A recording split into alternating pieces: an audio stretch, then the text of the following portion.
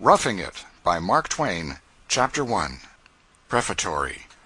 This book is merely a personal narrative, and not a pretentious history or a philosophical dissertation.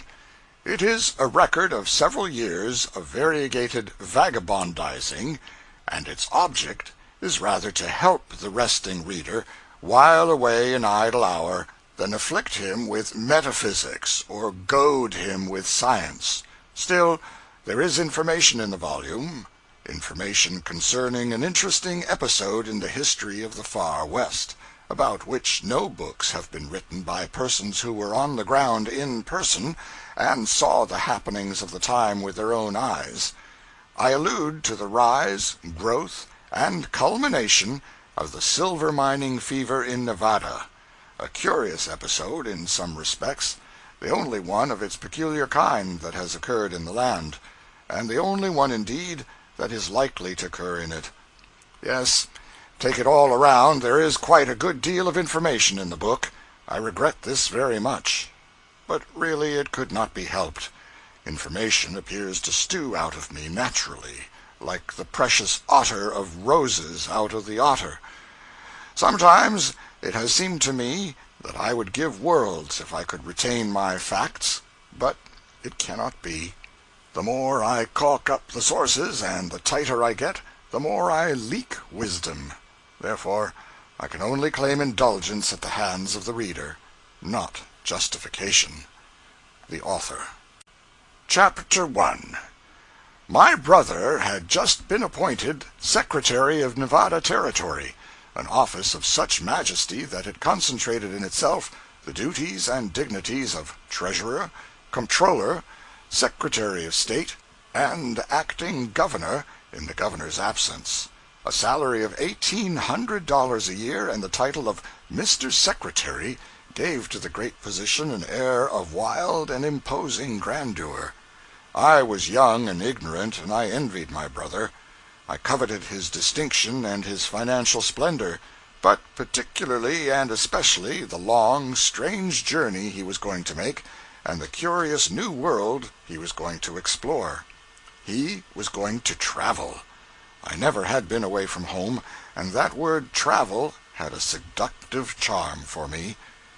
Pretty soon he would be hundreds and hundreds of miles away on the great plains and deserts and among the mountains of the Far West, and would see buffaloes and Indians and prairie dogs and antelopes, and have all kinds of adventures, and maybe get hanged or scalped, and have ever such a fine time, and write home and tell us all about it, and be a hero.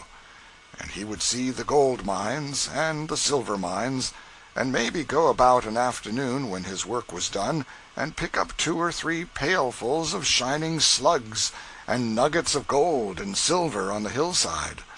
And by he would become very rich, and return home by sea, and be able to talk as calmly about San Francisco and the ocean and the Isthmus as if it was nothing of any consequence to have seen those marvels face to face. What I suffered in contemplating his happiness, pen cannot describe.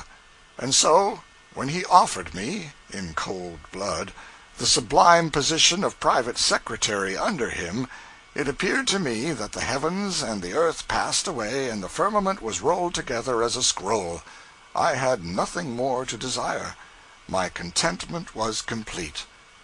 At the end of an hour or 2 I was ready for the journey. Not much packing up was necessary, because we were going in the overland stage from the Missouri frontier to Nevada, and passengers were only allowed a small quantity of baggage apiece. There was no Pacific Railroad in those fine times of 10 or 12 years ago, not a single rail of it. I only proposed to stay in Nevada 3 months. I had no thought of staying longer than that. I meant to see all I could that was new and strange, and then hurry home to business. I little thought that I would not see the end of that 3-month pleasure excursion for 6 or 7 uncommonly long years. I dreamed all night about Indians, deserts, and silver bars, and in due time, next day, we took shipping at the St. Louis wharf on board a steamboat bound up the Missouri River.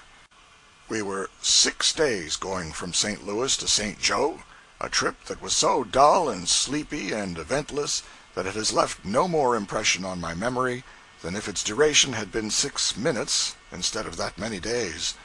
No record is left in my mind now concerning it, but a confused jumble of savage-looking snags which we deliberately walked over with one wheel or the other, and of reefs which we butted and then retired from and climbed over in some softer place, and of sandbars which we roosted on occasionally and rested, and then got out our crutches and sparred over.